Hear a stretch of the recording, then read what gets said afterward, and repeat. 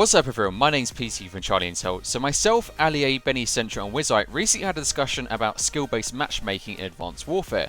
We covered literally every aspect you can think of relating to skill-based matchmaking, and we also included some of the comments from Sledgehammer Games themselves relating to their implementation of skill-based matchmaking in Advanced Warfare, and also the implementation of skill-based matchmaking in previous Call of Duty titles as well.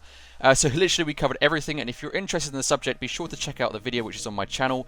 It went on for about 25 minutes, but it's definitely worth a watch if you're interested in the skill-based matchmaking discussion and why people are for or against it. So during the discussion, I raised one of the comments made by Sledgehammer Games. I'm going to read it to you now. It essentially says, "We consistently look at the millions of points of player and match data, and kill-to-death ratios are up across every ban in Advanced Warfare.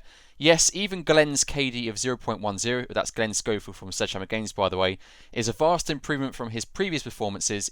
In short, almost universally, kill-to-death ratios are up, and people are playing longer, and that makes us happy." So the reason I brought this one up in particular is because I want to discuss the minority versus majority player base kind of comments. So essentially, the people who talk about Call of Duty on Twitter, and people who make Call of Duty videos on YouTube, and people who complain about Call of Duty in general on social media, is what I'd like to call more of a hardcore player. So they're, to me, a minority player in the player base of Call of Duty. I think we can all admit that, realistically speaking, we do not represent the entirety of the Call of Duty player base, full stop. Like, literally, we're probably like 1 or 2%, if that. Perhaps being more generous, we're about 5%. But either way, of the hundreds of millions of people that play Call of Duty, our representation, or our comments and how we represent the franchise and how we represent the player base, is a tiny minority versus the player base in general across all Call of Duty titles, and who is even playing the current Call of Duty title right now, which is of course Advanced Warfare. So how does any of this link into skill-based matchmaking? Well, essentially, skill-based matchmaking, in my opinion, I know a few other people agree, has been implemented into Advanced Warfare for the purpose of ensuring the less skilled players don't get absolutely destroyed by the more skilled players. Given the fact, of course, we now have exosuits, so essentially the skill gap has increased unless skill-based matchmaking is more strict. Again, that's just my opinion, and I know a few other people agree, but some of you may disagree. But realistically speaking, you have to be a more skilled player to fully utilize the exosuit of Advanced Warfare. And for that reason, if you're playing against a bunch of noobs who don't really have much time to play Call of Duty, they're going to get absolutely wrecked by the players like us who play Advanced Warfare more often. So realistically, it kind of makes sense that they've introduced skill-based matchmaking, and that's absolutely fine. But we, the more hardcore audience, are not enjoying it whatsoever. We don't want to sit there and play against sweaty tryhards 24/7 full stop. Sometimes we like to have variation like we've seen in previous Call of Duty titles, instead of literally just playing against the same skill level 24/7, no variation, full stop. Personally, I completely agree with that, and I'd actually like to be in the completely mixed lobbies of completely mixed skill levels and go back to the more, let's say Black Ops 2 kind of variation of lobbies. But either way, that's kind of like what this is about. So essentially, the reason we have this in general, the reason we have skill-based matchmaking, the reason it's more strict is because statistics have overridden the overall consensus amongst the community. So essentially, the statistics are suggesting that by including or having a more strict skill-based matchmaking in Advanced Warfare, essentially it means that it benefits the majority of the player base as opposed to the minority, which of course is us. And to be honest, I can kind of understand that. Again, when you are the minority, at the end of the day, you have to please the majority and not the minority.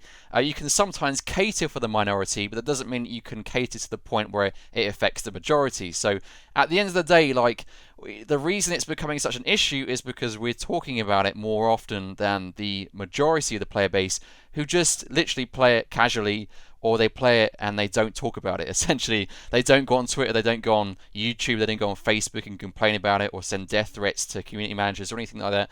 They take a very hands-off approach, but they still enjoy the game, and their input is still as valid as ours, given the fact, of course, they've already paid for the game, and they've paid the same kind of money as us, and they might even spend as much time as us on the game. But for reasons such as they just don't have time, or they don't care enough, they choose not to talk about the game. They choose not to vent their opinions on it, whether they like or dislike particular things, whether they dislike the implementation of skill-based matchmaking, for example, or they like certain weapons, or they like certain maps.